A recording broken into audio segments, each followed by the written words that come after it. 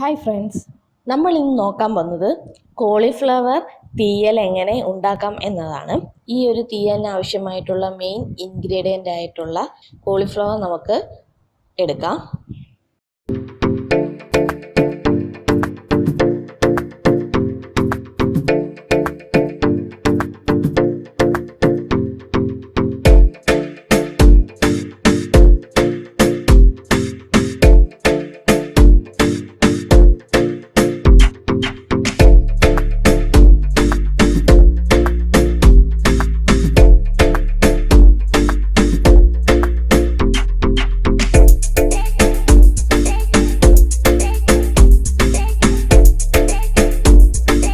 ഇനി ഈ കോളിഫ്ലവർ നമുക്ക് കുറച്ച് ഉപ്പും മഞ്ഞൾപ്പൊടിയും ഇട്ട് വെച്ചിരിക്കുന്ന വെള്ളത്തിലോട്ട് ഇട്ട് കൊടുക്കാം. ഇത് എന്തിനാ ഇങ്ങനെ ചെയ്യുന്നതെന്ന് വെച്ചാൽ ഈ കോളിഫ്ലവർ ചിലതിലൊക്കെ ചിലപ്പോൾ പുഴുക്കളും മറ്റു കീടവും ഉണ്ടായിരിക്കാം. അതൊന്നും നശിക്കാൻ വേണ്ടിയാണ് നമ്മൾ മഞ്ഞൾപ്പൊടിയും ഉപ്പും ചേർത്ത വെള്ളത്തിൽ ഇത് കോളിഫ്ലവർ കുറച്ച് നേരം ഒന്ന് മുക്കി വയ്ക്കുന്നത്. ഒരു 10-20 മിനിറ്റ് കഴിയുമ്പോൾ നമുക്ക് ഈ കോളിഫ്ലവർ ഈ വെള്ളത്തിൽ നിന്ന് കോരി മാറ്റി വെക്കാം. ഇനി ഈ കോളിഫ്ലവർ നമുക്ക് ഇതുപോലൊന്ന് കട്ട് ചെയ്തെടുക്കാം.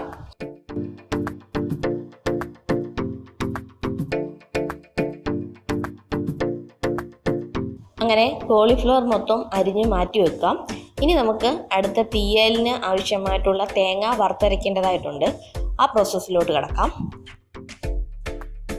ഞാനിവിടെ ചെറിയ ഒരു തേങ്ങ ചിരുകി എടുത്തിട്ടുണ്ട്.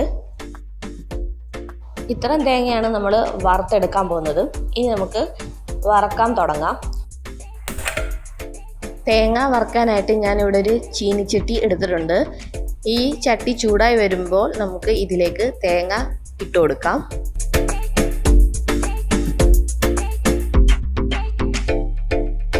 പിന്നെ പ്രത്യേകം ശ്രദ്ധിക്കേണ്ട ഒരു കാര്യമുണ്ട്, നമ്മുടെ ഈ തേങ്ങ കരിഞ്ഞു പോകാൻ പാടില്ല. അതുകൊണ്ട് ലോ ഫ്ലെയിമിൽ ഇട്ട് വേണം നമുക്ക് തേങ്ങ വറുത്തെടുക്കേണ്ടത്.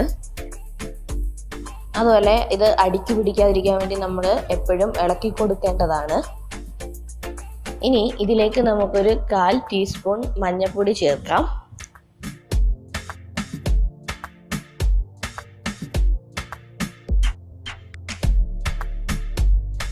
ഇനി ഇതിലേക്ക് കുറച്ച് കറിവേപ്പിലയും കൂടെ ചേർത്ത് നന്നായിട്ട് നമുക്ക് ഇളക്കാം.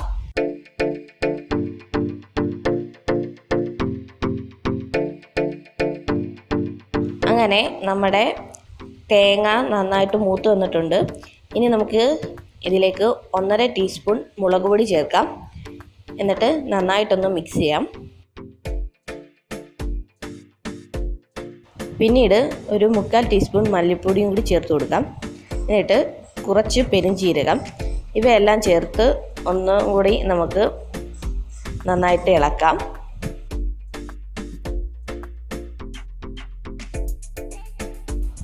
ഇനി നമുക്ക് തീ ഓഫ് ചെയ്ത് വെക്കാം. നമ്മുടെ ഈ തേങ്ങ കുറച്ച് നേരം കൂടി ഒന്ന് ഇരുന്ന് സെറ്റാവട്ടെ. അതിനുശേഷം നമുക്ക് ഇത് അരച്ചെടുക്കേണ്ടതാണ്. ഇനിയും തേങ്ങ വറുത്ത അതേ ചീനിച്ചട്ടിയിലോട്ട് ഞാൻ കുറച്ച് എണ്ണ ഒഴിച്ചു കൊടുക്കുകയാണ്.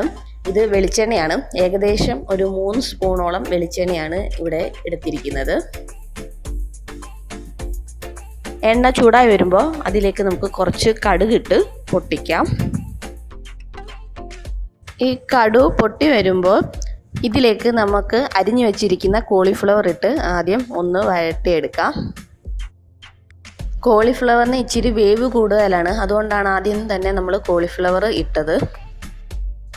കോളിഫ്ലവർ ഏകദേശം ഒന്ന് വെന്ത് വരുമ്പോൾ അതിലേക്ക് നമുക്ക് അരിഞ്ഞു വെച്ചിരിക്കുന്ന സവാളയും കൊച്ചുള്ളിയും ചേർത്ത് കൊടുക്കാം. ഇവിടെ ഞാൻ ഏകദേശം വലിയ 3 സവാളയും കുറച്ച് കൊച്ചുള്ളിയാണ് എടുത്തിരിക്കുന്നത്.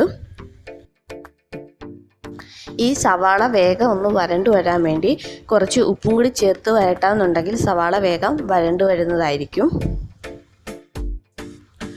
അതിനുശേഷം നമ്മളിവിടെ എടുത്തിരിക്കുന്ന ചീരയുടെ തണ്ട് ചേർത്ത് കൊടുക്കുകയാണ്.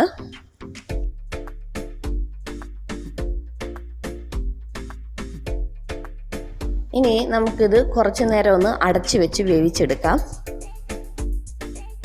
ഇടയ്ക്കിടയ്ക്ക് നമ്മൾ ഇതുപോലെ മൂടി എടുത്തിട്ട് ഇതൊന്ന് ഇളക്കി കൊടുത്തുകൊണ്ടിരിക്കണം, അല്ലെങ്കിൽ ചിലപ്പോൾ അടിക്ക് പിടിക്കാൻ സാധ്യതയുണ്ട്. ഇനി നമുക്ക് അരിഞ്ഞു വെച്ചിരിക്കുന്ന തക്കാളിയും കൂടി ചേർത്ത് കൊടുക്കാം.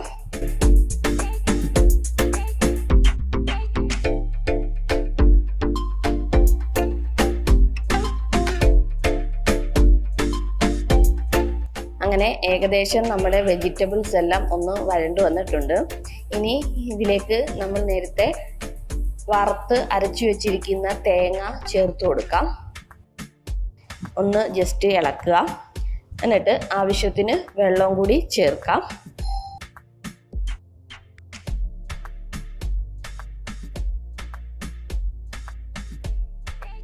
ആവശ്യമെങ്കിൽ ഉപ്പും കൂടി ചേർത്ത് ഒന്നും കൂടെ നമുക്ക് അടച്ച് വെച്ച് വേവിച്ചെടുക്കാം.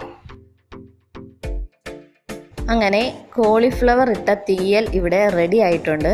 ഇനി നമുക്കിത് ചൂടോടെ തന്നെ സെർവ് ചെയ്യാവുന്നതാണ്.